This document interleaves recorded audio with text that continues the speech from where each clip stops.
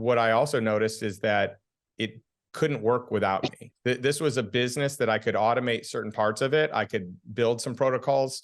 I could create some SOPs, but if I left, it would fall apart. It would always take me, or it would always take someone running it. And so I knew pretty early on that I should probably find something else that didn't require me to be able to make money. And that's when I started getting into mobile home park investing. So anyways, guys, great to have Justin, man. Thanks for being here. Well, thanks for having me. I'm excited to hang and get to know people and share what I can that can, be beneficial or helpful, save you from mistakes that I've made or mistakes that I've learned about. So yeah, kind of to me, it's like, how do we shortcut?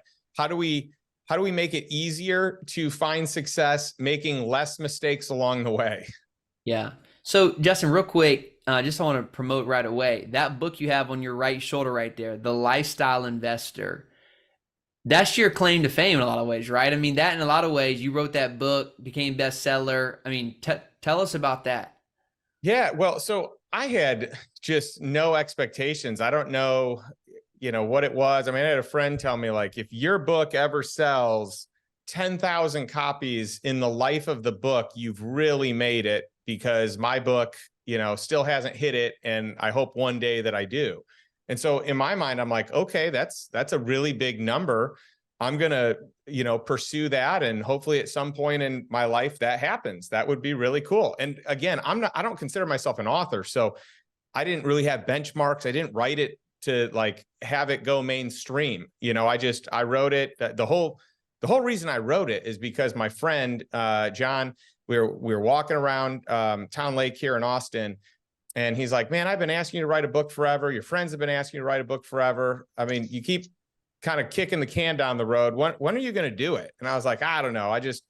It's just not on my, forecast right now. And he's like, what if you died and your daughter never learned all this stuff that you figured out that could help her get ahead in life? Yeah. And I was like, whoa, you just went there. Yeah. But it was like a total punch to the gut. And so, I mean, that next day I started writing the book. So, I mean, he really got me to do it. So I never looked at this as like a thing that could be, big. I never thought people would find the stuff that I find interesting as they have. And so, within a few days, we had sold 10,000 copies. And I didn't have a big email list. I didn't have a big following. I didn't have any of this. This was like early on. And so, yeah, it was really just humbling to see the support and people buying it. So it ended up becoming a #1 Wall Street Journal bestseller, USA Today bestseller. And at one point in time, so it came out during Obama's book, and it came out during Donald Miller's book. And so we even beat them out in several categories, which is kind of crazy to think about. And so as of 2023, Lifestyle Investor is the top 1% of all books ever sold in the history of every book, which is just crazy to think about. And so early on, I said at the very beginning, this book was not about me. I'm going to take no money from the book. All the money is going to be donated to fight human trafficking.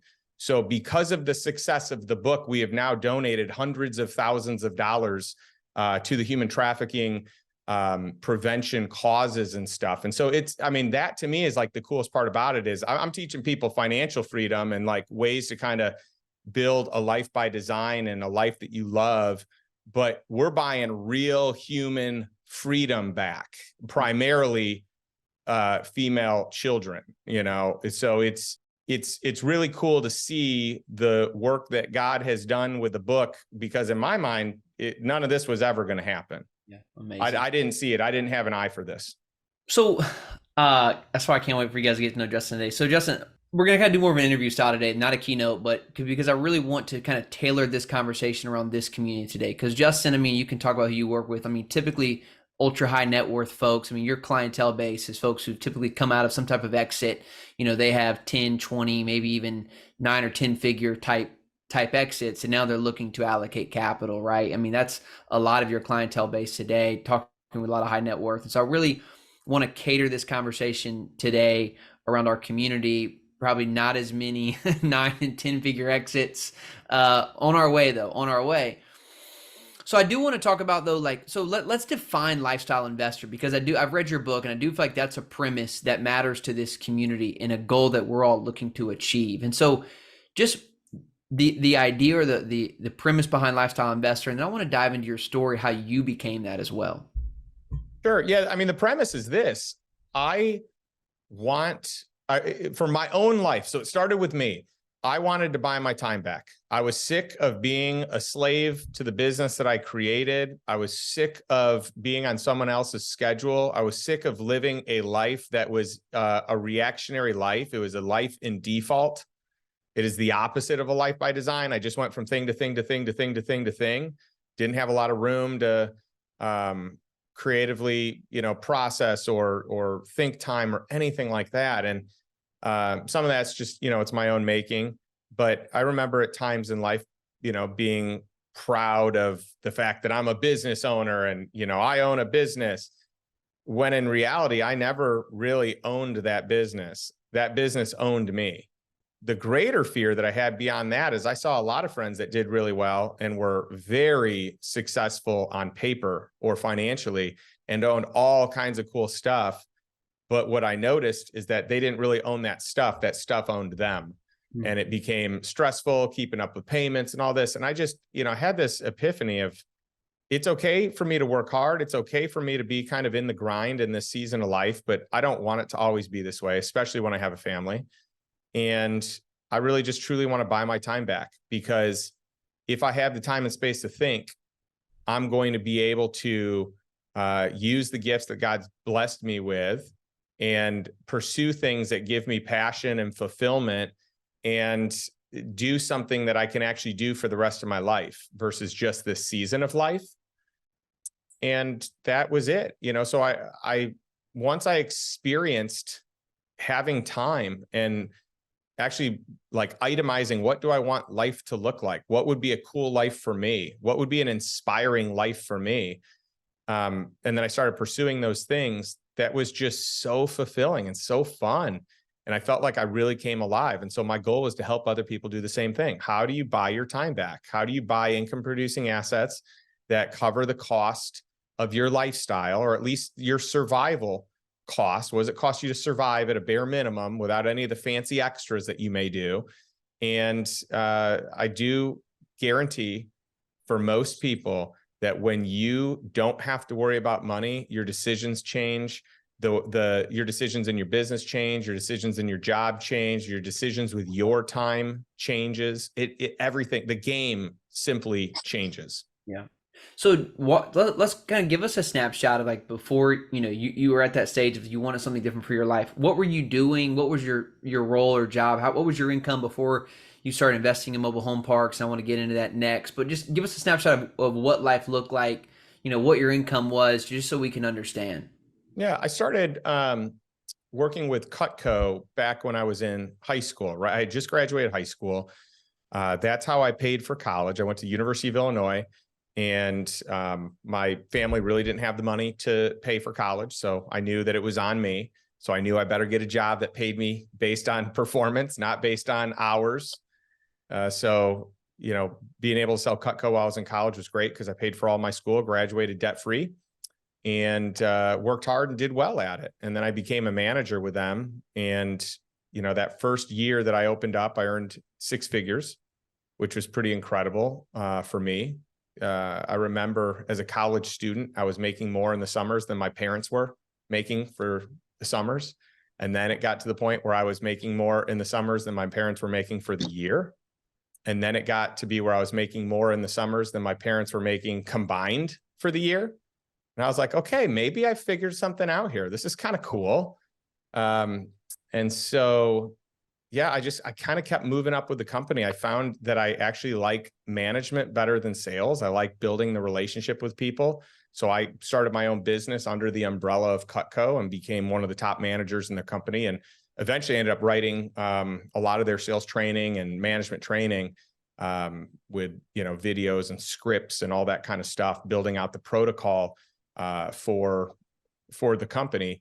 And I just moved up with them and built a business that became the top producing business under Cutco with, in the prime, we were recruiting about 4,000 people a year. I had a territory that was most of Illinois, Missouri, Kansas, Iowa, Nebraska. So kind of just the central Midwest. Yeah, it was good. But what happened was my income did grow. I got to 200,000, 300,000, 400,000. What I also noticed is that it couldn't work without me. This was a business that I could automate certain parts of it. I could build some protocols. I could create some SOPs, but if I left, it would fall apart. It would always take me, or it would always take someone running it. And so I knew pretty early on that I should probably find something else that didn't require me to be able to make money. And that's when I started getting into mobile home park investing. Okay. So it's kind of crazy though. So like you really, a guy who's making that much, like, freedom really matters to you. Because you're making really good income, but you're like, hey, I want something totally different because I'm just not able to step out of this. Yeah. My friends all told me I was crazy. They're like, wait a minute, you can double up what you're making. Why are you leaving? Why would you leave? You can make twice as much. And I'm like, guys, my goal was never to make more money. My goal was to buy my time back. So it's just a totally different mindset, a totally different strategy, So it was fascinating though. My friends did not get that. My friends could not wrap their heads around that philosophy. Today, I think they get it a lot more, years removed. But for me then, I knew I didn't have to make that much. I knew that if I had my time and I was making enough to support my family, that's all we needed. But what I didn't realize is once I had my time back, how I would find all the stuff that I love doing that actually could make more money than I was making, because I was thinking that I was making a lot of money. So why do I need to make more? Right. So let's get into this thing, because now we start to kind of get something relevant where you start investing and you pick mobile home parks. And so this community is really focused, a lot on, commercial real estate, mainly multifamily, but there's definitely some mobile home parks, self-storage folks in here too. Some note investors, a lot of people are either focused on finding deals or raising capital.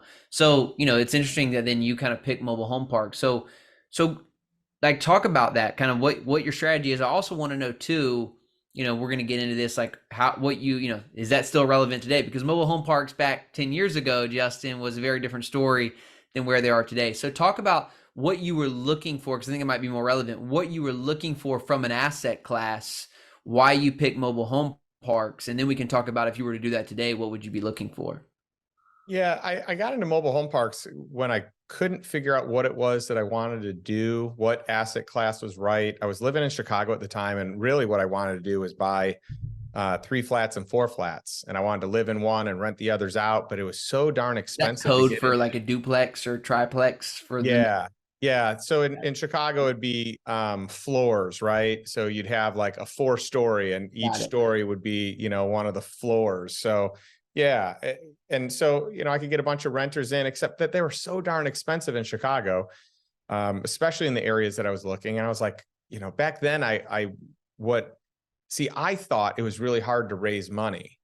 So I kind of gave up on it because I was like, I don't know how I'm ever going to get the money to do this, which is interesting. Like today, I know if you have a good deal, money's the easiest thing to find, but I didn't have that vantage point then. So I was like, all right, maybe I need to get into single family homes. Maybe I need to do that. And I had some friends that were kind of getting into that space. But then I had a buddy that said he went to a mobile home park boot camp, and he was going to sell all his single family homes because they take too much of his time.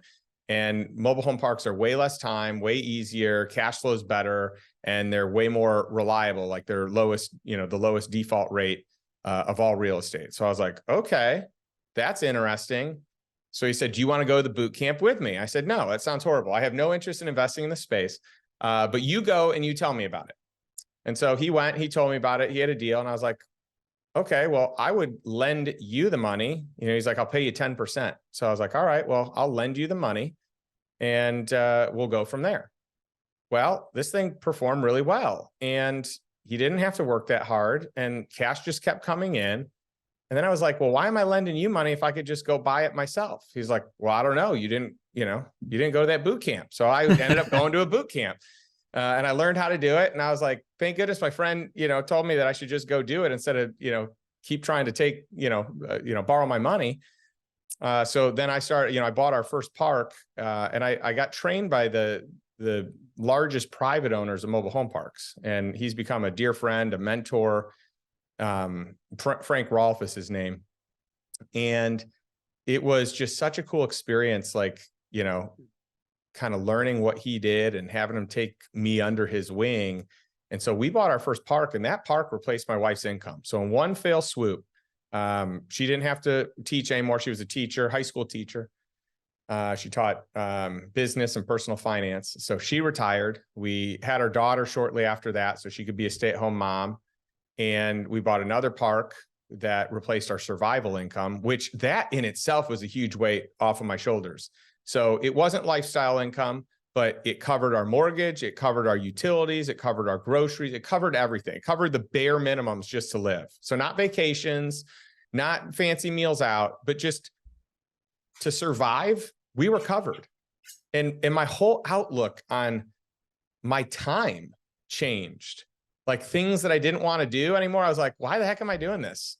I'm going to hire someone to do it, or I'm going to pivot this person's role to do it. Like everything changed in my mindset the moment I didn't, like the shift from having to work versus getting to work, like that small little shift. And it wasn't like I just up and left what I did. I just changed everything I did. I said, okay, well, I like doing these things, so I'm going to keep doing them. I don't like doing these things. I'm going to bring someone else in. I now can see clearly that people are better at this, so I should probably just bring them in to specialize. I mean, everything changed. I became more confident to hire and fill roles because I didn't need the money. And ironically, my business did better because I wasn't focused on the money. I was making decisions based on what's best for the business. And for me, not what's, not having financial, numbers be the litmus test of every decision that we make. Right. Then I bought another park, and that park, were these 20% down, 25% down type 20%. Yeah. Well, technically my first two, I found a seller who did a seller finance note, and I only had to do 15% down. But then most of my other deals after that were 20% down. Got it. Own cash. Yeah. Pardon? Your own cash at this time. My own cash. Yeah. I've never raised money. Okay. I've always just, done one deal at a time, and, bought a third park, and that park covered our lifestyle income. And that was like the biggest relief of all. And I had this big epiphany. So this park, was a great purchase. We ended up selling it so we could double up and buy two other parks. We owned it for a year and a day, but in that year and a day, I'd put $120,000 down to buy this park. In 1 year, I had made $136,000 in cash. So my cash on cash return for that single year was like 106 or 107%. It was crazy, right? I mean, we underwrote it. We got such a good deal on it. And then I sold it and made like another 350 or 360,000. And at a year and a day, that was long-term capital gains, right? But we rolled it into two more. So bottom line is, I made more money in 1 year in a park that I spent no more than 5 hours a week on than this business over here, where I was busting my hump. I was grinding. I was working so hard, putting in so many hours, and I made more doing hardly anything than this thing that I was killing myself at. And that was a big epiphany to me of, wow, I gotta work smarter. Like it's not working harder is not the answer here. Working hard, like having work ethic is important, but I need to figure out how to work smarter, not harder. So let's talk about today. I'm trying to think about this through the lens of people listening to this today, because this is, our entire community, but then this will also go on the podcast show. I mean, if you were in there today, right? Let's say you're grinding at a position, and I mean, if you can remember what that feels like, right? To be laying on the couch at night and you got that weight on your chest of just thinking like, man, how do I get out of where I'm at today? Like, it's not going to happen tomorrow, but if I don't start today, it's not going to happen 6 months from now. Where do you go look? I mean, mobile home parks were good back then, but it feels like, everything you read is like, man, there's no deals out there, right? There's no cash flow. Real estate's, interest rates are going high. So now that you have you have an eye what's happening in the market, I mean, where would you enter back into? Or maybe a better question is, what are you looking for? How would you begin to ask what questions are you asking of where to enter and what to focus on in order to make those leaps in the next year and one day? Yeah, great question. For sure, Ellis. I think I wouldn't change a thing. I like the way that I entered in. I like that I didn't just jump ship because I know I could have figured it out, but there was peace and comfort and safety in the way that I did it methodically, building up the passive income. My wife felt a lot better about doing it that way. But I would still do mobile home parks because it's still the least consolidated real estate asset class. So that just means that there's more mom and pop baby boomer type of owners and less institutional owners in that space than anywhere else. So there's still good deals. I mean, we just bought a park 2 weeks ago, and we've got another one under contract now that we close on in 9 days. So I still like it. I still think it's great. I think that there are other good ideas that exist. Real estate to me is just a safer way to kind of pivot to it, but you have to be careful because it's harder to raise money today. It's harder to get financing terms that are agreeable, but at the same time, it's easier to get seller financing today. So it's like there's pros and cons to every situation. Last year, the pro was, it was really easy to get money. The con was it's really hard to find a deal that isn't bid up by like 1 million people, right? So now it's the opposite. There's not as many deals. The financing's harder, but there's more seller finance options available because otherwise the deals don't get done because some of these banks just aren't some of these banks are just like, we're a hard pass to everything. So I still like the asset class. I like a lot of stuff. I like industrial. I like multifamily if it's the right deal. I mean, those got so overpriced and inflated that it's hard to recognize what is and isn't a good deal if you're basing it off of what everyone else is doing. But we're going to probably come into a time where the bridge lending bonanza that happened is going to come to roost, and people are going to have to sell for pennies on the dollar. So that time will come. It's going to come in commercial and retail first, but it will come in multifamily, and there will be good deals. Are you finding your deals currently today, the mobile home parks, off market? Is that an off market acquisition strategy? We have 17 parks today, and we've sold others. And I think I've only bought one deal ever that was on market. Okay. Are you going direct? Do you have a strategy where you're sending direct mail and you have someone oversee that? Walk us through how you're doing that. Cause I find it actually surprising you're still buying mobile home parks because I know your other businesses, which are doing really well. And I'm trying to figure out where the heck does this dude spend the time to underwrite mobile home park deals and do due diligence and manage property managers. Tell me about that. Well, my goal is that I'm bringing in smart and sophisticated people to do everything. They can likely do it better than me when they're specialized in a certain thing. So I've gotten to the point where I don't feel like I feel like we're better at operating by getting specialists in each seat than me trying to do anything other than maybe think big picture on what we should be doing. So yeah, there are great deals still out there. I mean, I've got an acquisition. Well, so one of the things that I noticed is things that I don't like to do. I don't like acquisitions. I don't like the process. I don't like finding them. I've done it because I needed to know how to do it. So anything, like even when I bought my first park, like I worked in the park. I've done everything because I need to know how to do it. And if I don't know how to do it, someone's going to be able to take advantage of me later. So everything that I ever delegate out, I have done myself before I delegate it out. So I want to make sure that that's very clear. With acquisitions and due diligence, those are the two things that I didn't enjoy doing. My energy is always low in that. So I talked to one of my buddies who is really good at due diligence and is starting a due diligence company. I told him I'd be his #1 customer, which I have been, and I've hired him for every deal that I've done since he started his company, which is many, maybe 14 or 15 deals. I talked another buddy into starting an acquisitions company, and I said, I will pay you a finder's fee for anything that you acquire or put under contract. I'll buy the assignment from you, and I'll pay you generously. And so those, are two great outsourcing options for me. So I have bought parks because I personally cold called until I found owners that were willing to sell. I have done that route.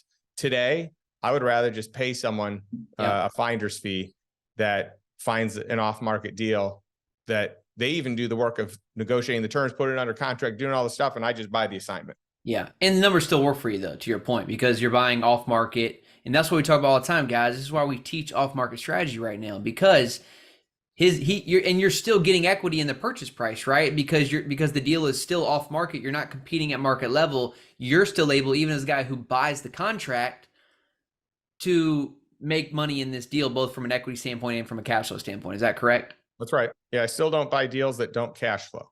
What is your metric today on that? For example, walk me through that last mobile home park purchase. What you guys, I just, me as a real estate investor, I don't know about you, I get nerded out when you talk about I'm about to buy a deal. I'm like, oh, you're about to buy a deal right now? People are saying you can't buy deals. So what is give me the just quick why that was a deal for you, kind of metric wise. Well, this one made a lot of sense because it was 7 minutes from two of our other big parks. This was a small park in the St. Louis metro. And this one's teeny, but it was a great opportunity, way under rent, but everything was full. So it was easy it wasn't going to be a heavy lift to just come in, clean it up, raise rents, bill back utilities, do all the stuff. I put 20% down, 20 or 25 year AM, an egregious 8.5%. I can't believe this is where we are today. Although the deal that I have right now, I fought really hard with the bank and said, I will never pay that much again. If you want to keep my business, keep me under 8. And they came back with 7.75. So that's really good for right now. I think it'd be hard to find that. I had to really bully them a little bit. So the deal's still going to cash flow for you after you raise rents. Your stabilized yield is pretty good on that deal. Yep. Amazing. Good for you, yeah. man. At this point, if it broke even, our portfolio could cover it. In a worst case scenario, maybe I buy today at a break even, knowing that the moment I do the rent increase, we're in the positive. But 9 times out of 10, I'm only buying if this sucker positively cash flows. Yeah. I'm very risk averse. So Justin, and then guys, I want to open this up. This is a time for you today. So get ready for your questions. Okay. Whatever they are, think about them, write them down. I'm going to open this time up for you. I want to ask you one more question though, for me, for the community is, how do I word this? I'm thinking about the person who can't just quit their job to go do this, right? Like they still have bills to pay. We still have to provide for our family. We still have a daily thing. So how do you prioritize your time or think, let's say we know in this community is focused on assets. We're buying multifamily deals.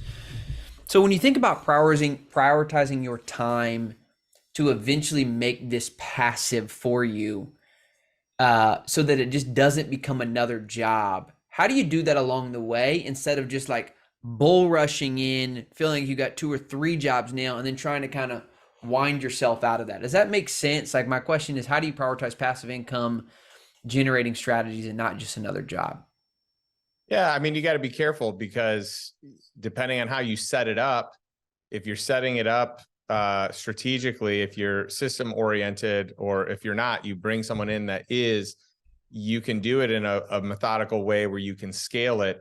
If you're not careful though, the passive income can actually become a job that owns you or a business that owns you. Right.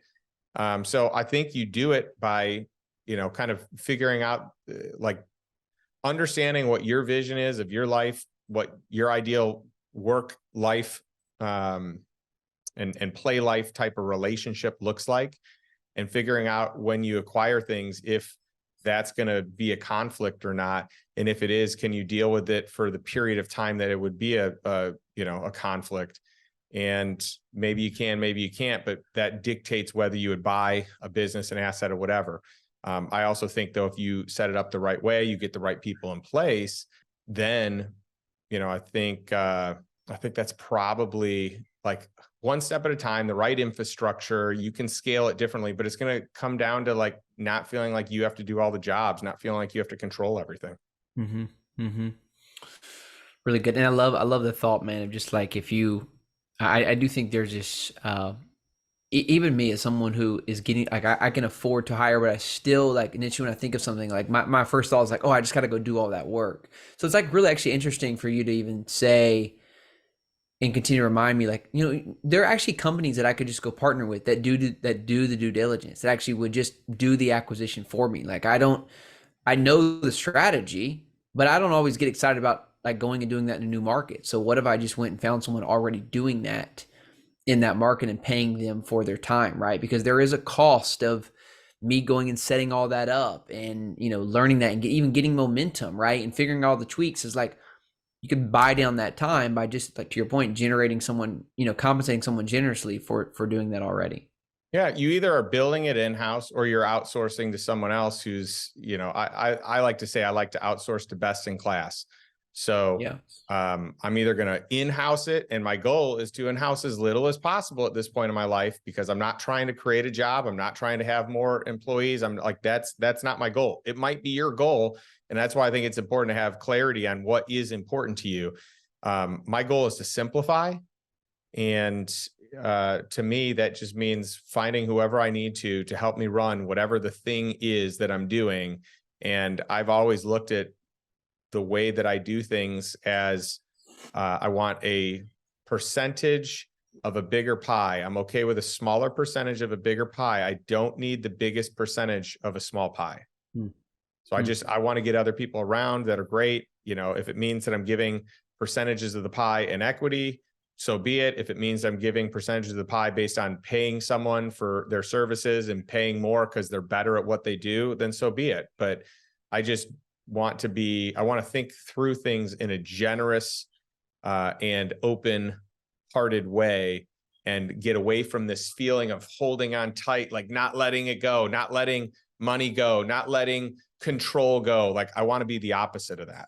Justin, I don't know, anything we didn't cover, man, you feel like for Kingdom Real Estate Investing community, you know, folks are, you know, hungry to both serve God and go to the next level and their finances and, you know, and business, what would you leave us with, man? Well, I'm going to go in a different direction than, you know, maybe what, from a tactical standpoint, I'm going to go spiritual tactical instead of real estate tactical. And that's, I think it makes sense to just, whenever you're in a season of trying to figure out what's next, or if you should buy this asset or whatever, pray about it. And you may get clarity, you may not get clarity, but if you don't get clarity, you can follow up and just say, hey, God, close this door if this is not a good one for me to enter, or leave it open if you feel like this will be fruitful for us, for our family. And that has served me really well. I just want to say on behalf of Kingdom REI, man, we're really grateful to have you as just someone to come pour into us today. And so I want to make sure we support you in every way, like getting your book. You also have a podcast as well, Lifestyle Investor Podcast. That's right. Yeah. Lifestyle Investor is brand for the book, for the podcast, for the mastermind, for master classes. Everything we do is under Lifestyle Investor, lifestyleinvestor.com. We got a bunch of free stuff, free blog, free a whole bunch of downloadables and stuff, and then every, you know, tier price out there.